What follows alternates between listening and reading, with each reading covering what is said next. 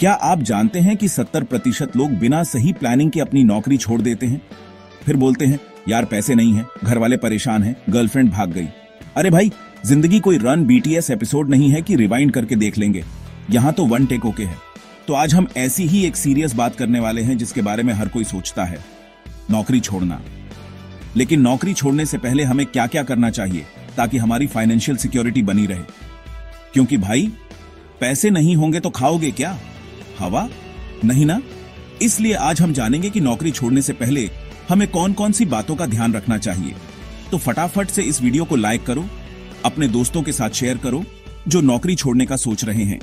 और हाँ, चैनल को सब्सक्राइब करना मत भूलना, क्योंकि यहां पर मिलती है जिंदगी बदलने वाली नहीं, जिंदगी आसान बनाने वाली सलाह। सबसे पहली बात, इमरजेंसी फंड। ये क्या होता है? ये वो पैसे होते हैं जो आपके बुरे वक्त में आपका साथ देते हैं। मान लो आपने नौकरी छोड़ दी और आपको नई नौकरी नहीं मिल रही है, तो ऐसे में आपके इमरजेंसी फंड ही आपका साथ देंगे। कितना होना चाहिए ये इमरजेंसी फंड? देखो, आइडियल तो ये है कि आपके पास कम से कम 6 महीने का खर्चा निकालने के लिए पैसे होने चाहिए। मतलब अगर आपका महीने का खर्चा 20,000 रुपये है तो आपके पास कम से कम 1,20,000 रुपये का इमरजेंसी फंड होना चाहिए। अब ये पैसे आप कैसे बचाओगे? देखो, इसके लिए आपको थोड़ा समझदारी से काम लेना पड़ेगा। अपने खर्चों पर नजर रखो, फालतू के खर्चे कम करो और जो पैसे बचें उन्हें एक अलग से बैंक अकाउंट में डाल दो। याद रखना, इमरजेंसी फंड कोई लग्जरी नहीं है, ये तो एक नेसेसिटी है। जैसे मोबाइल के लिए रिचार्ज जरूरी है, वैसे ही जिंदगी के लिए इमरजेंसी फंड जरूरी है। तो अगर आप नौकरी छोड़ने का सोच रहे हैं तो सबसे पहले अपना इमरजेंसी फंड तैयार करो, क्योंकि भाई पैसे तो चाहिए। अब दूसरी जरूरी बात, फाइनेंशियल प्लानिंग। नौकरी छोड़ने से पहले यह सोचना बहुत जरूरी है कि आप अपना खर्चा कैसे चलाओगे। अगर आपके पास कोई दूसरा इनकम सोर्स नहीं है तो आपको अपने खर्चों को कंट्रोल करना होगा। इसके लिए आपको एक बजट बनाना होगा।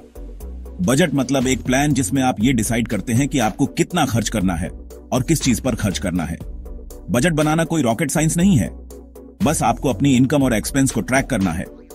आजकल तो बहुत सारे ऐप्स भी आ गए हैं जो आपकी इसमें मदद कर सकते हैं। फाइनेंशियल प्लानिंग और बजटिंग से आपको यह पता चलता है कि आपके पैसे कहां जा रहे हैं और आप कहां पर अपने खर्चों को कम कर सकते हैं। याद रखो, बिना प्लानिंग के नौकरी छोड़ना ऐसा है जैसे बिना पैराशूट के हवाई जहाज से कूदना। इसलिए प्लानिंग करो, वरना पछताओगे। अब मान लो आपने नौकरी छोड़ दी है और आपका स्टार्टअप अभी शुरू ही हुआ है। ऐसे में आपके पास पैसे कम आ रहे होंगे, लेकिन खर्चे तो पहले जैसे ही होंगे ना। तो ऐसे में क्या करोगे? इसलिए जरूरी है कि आपके पास मल्टीपल इनकम स्ट्रीम्स हों। मतलब ऐसा नहीं होना चाहिए कि आपकी कमाई का सिर्फ एक ही जरिया हो। अब ये मल्टीपल इनकम स्ट्रीम्स क्या हो सकते हैं? ये कुछ भी हो सकते हैं, जैसे कि आप फ्रीलांसिंग कर सकते हैं, ऑनलाइन कोई कोर्स बेच सकते हैं, या फिर कोई साइड बिजनेस शुरू कर सकते हैं।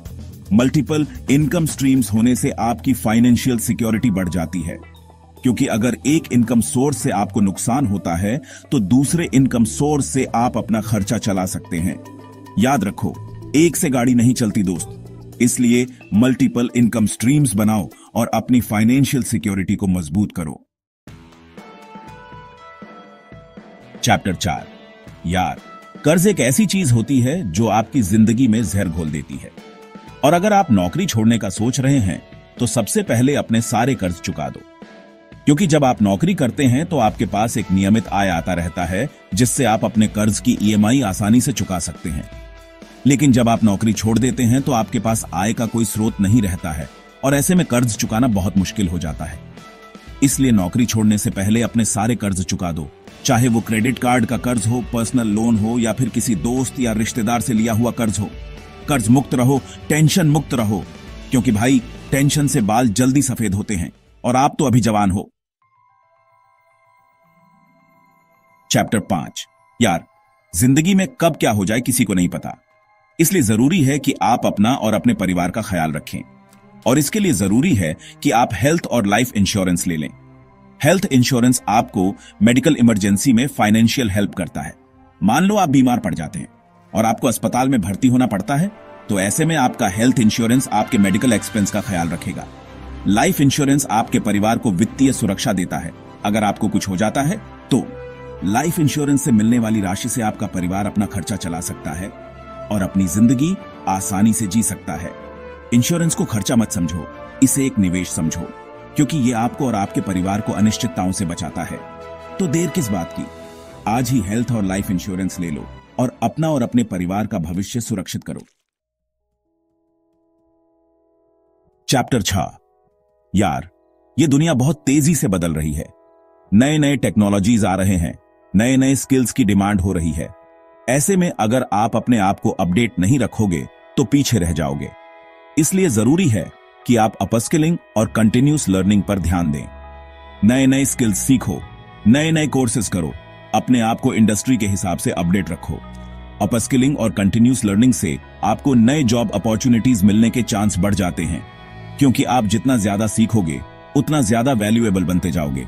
याद रखो, सीखना कभी बंद नहीं होना चाहिए, चाहे आप स्टूडेंट हो, प्रोफेशनल हो या फिर रिटायर्ड हो। सीखते रहो, बढ़ते रहो। चैप्टर 7। नेटवर्किंग करो, जिंदगी संवारो। यार, जिंदगी में सफल होने के लिए सिर्फ टैलेंट ही काफी नहीं होता। इसके लिए आपको लोगों से जुड़ना भी पड़ता है, रिलेशंस बनाने पड़ते हैं, और इसी को कहते हैं नेटवर्किंग। नेटवर्किंग से आपको नए लोगों से मिलने का मौका मिलता है, नए आइडियाज मिलते हैं और नए अपॉर्चुनिटीज भी मिलते हैं। नेटवर्किंग के लिए आप इंडस्ट्री इवेंट्स में जा सकते हैं, सेमिनार्स में जा सकते हैं, या फिर ऑनलाइन प्लेटफॉर्म्स का भी यूज कर सकते हैं, जैसे कि लिंक्डइन। याद रखो, आप कितने भी टैलेंटेड क्यों ना हो, अगर आप लोगों से नहीं जुड़ोगे तो आपको आपकी कीमत नहीं मिलेगी।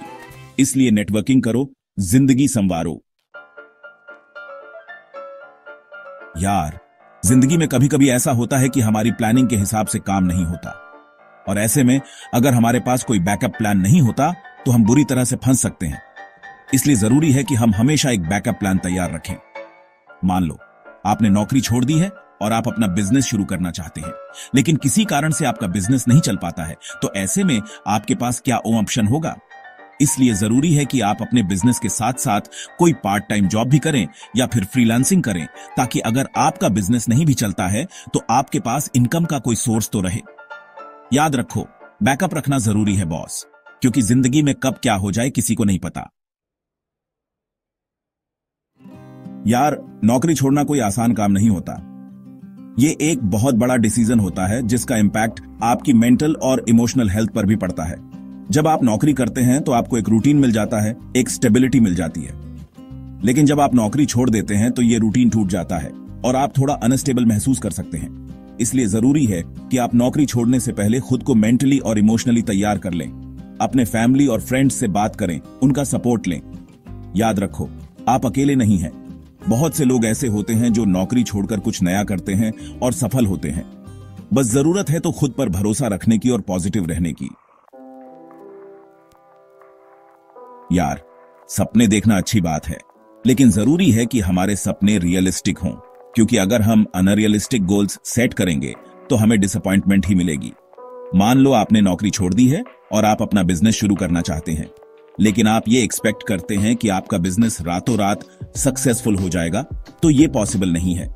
बिजनेस को ग्रो होने में समय लगता है, इसलिए जरूरी है कि आप पेशेंस रखें और अपने बिजनेस को समय दें। याद रखो, सक्सेस कोई डेस्टिनेशन नहीं है, ये एक जर्नी है। इसलिए इस जर्नी को एंजॉय करो और अपने गोल्स को अचीव करने के लिए मेहनत करते रहो। तो दोस्तों, ये थी कुछ जरूरी बातें जो आपको नौकरी छोड़ने से पहले ध्यान रखनी चाहिए। याद रखो, नौकरी छोड़ना कोई आसान काम नहीं होता, लेकिन अगर आप सही प्लानिंग करेंगे और अपने गोल्स को अचीव करने के लिए मेहनत करेंगे तो आप जरूर सफल होंगे। मुझे कमेंट में जरूर बताना कि आपको ये वीडियो कैसा लगा और आप नौकरी छोड़ने के बारे में क्या सोचते हैं। याद रखें, सही प्लानिंग से ही आप अपने सपनों को साकार कर सकते हैं। तो बस निकल पड़ो अपने सपनों की उड़ान पर